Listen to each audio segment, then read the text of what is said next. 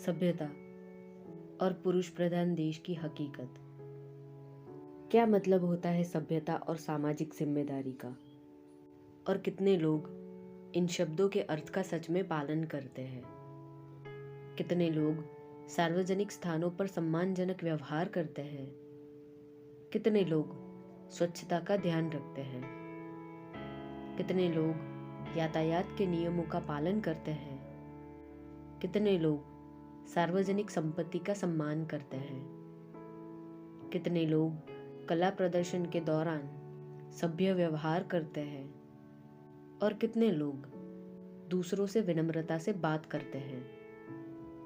इस देश में आज़ादी से पहले और आज़ादी के बाद अधिकतर अनैतिक अपराधों की जड़ रूढ़िवादी सोच रही है, जिसे ज़्यादातर पुरुषों ने मजबूत किया है।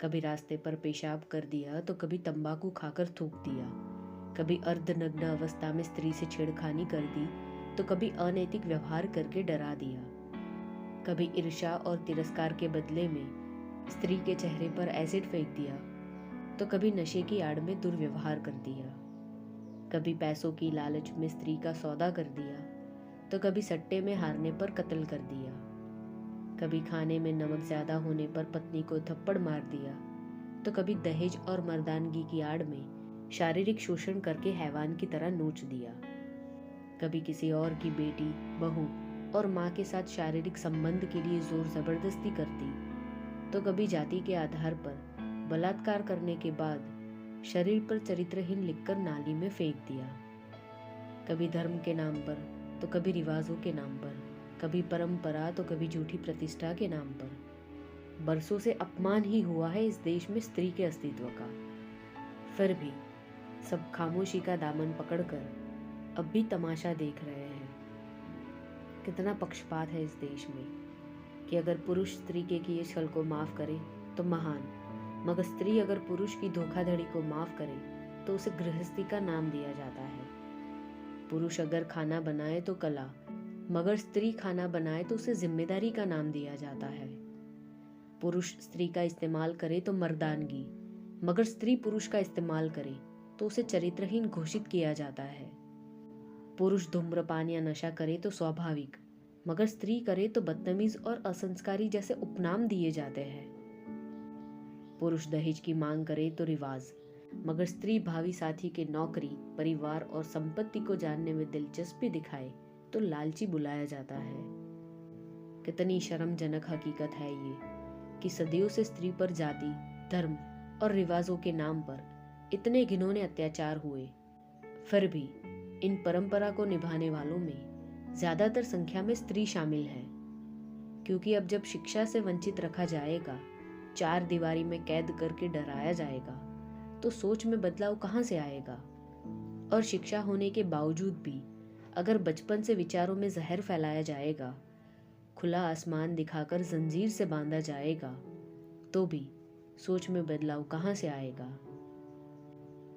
शिक्षा और सोच का सीधा संबंध है, मगर क्या फायदा ऐसी शिक्षा का जो सवाल करके रूढ़िवादी सोच का तिरस्कार ना कर सके, और क्या फायदा ऐसी सोच का जो किसी स्त्री पर हो रहे अत्याचार का विरोध ना कर सके।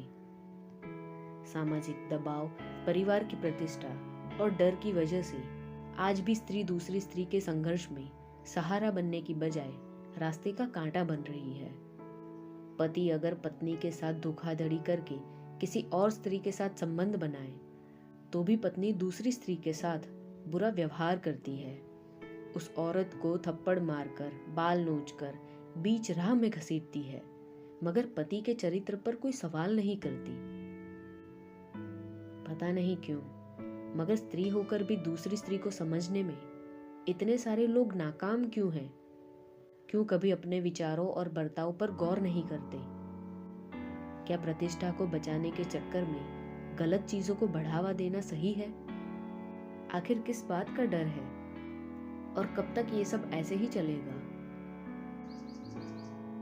लोगों की सोच में बदलाव कब आएगा और कैसे आएगा, ये तो पता नहीं, मगर इन सारी घटनाओं से एक बात तो तय है कि जब तक इस देश में लोग सभ्यता से रहना नहीं सीखेंगे, बिना भेदभाव के फैसले लेना शुरू नहीं करेंगे, सच कौन बोल रहा है से ज्यादा सच क्या है उस पर गौर करना नहीं सीखेंगे, कठोर वाणी और व्यवहार में परिवर्तन लाने की शुरुआत नहीं करेंगे, तब तक कोई बदलाव नहीं आएगा।